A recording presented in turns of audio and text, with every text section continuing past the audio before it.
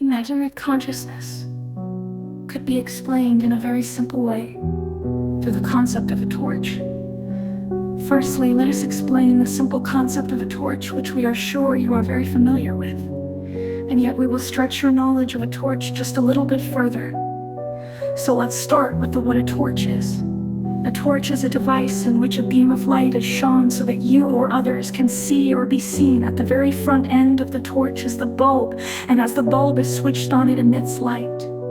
The degree of intensity of the light depends upon the bulb and the power source to the bulb. The light that is coming from the bulb is frequency, for all light is frequency. As it shines, the brightest and most intense light will be that aspect of light frequency which is closest to the bulb.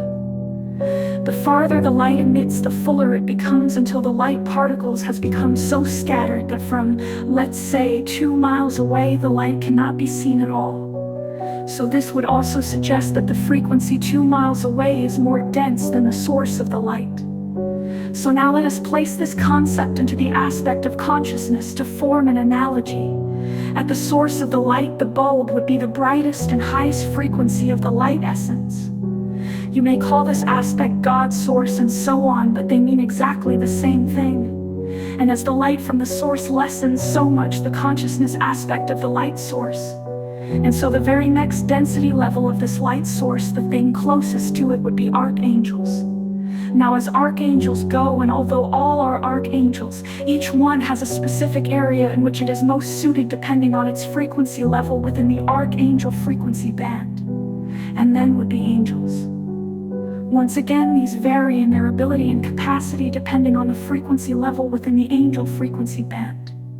Although connected to archangels, angels are not at the frequency level of an archangel. Then you have ascended masters, and within the aspect of ascended masters there will be varying degrees of these, and therefore they will perform tasks which differ slightly from the next, but always in harmony with all frequencies above itself.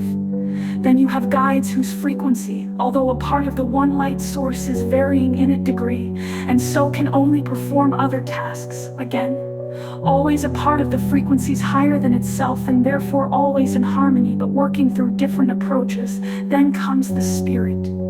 This would include loved ones, both physical and physically departed. This also includes your own spirit. Again, these can and will have interactions with humanity, but in their own unique way. Again, they are connected to all frequencies above itself and so are harmonious by nature.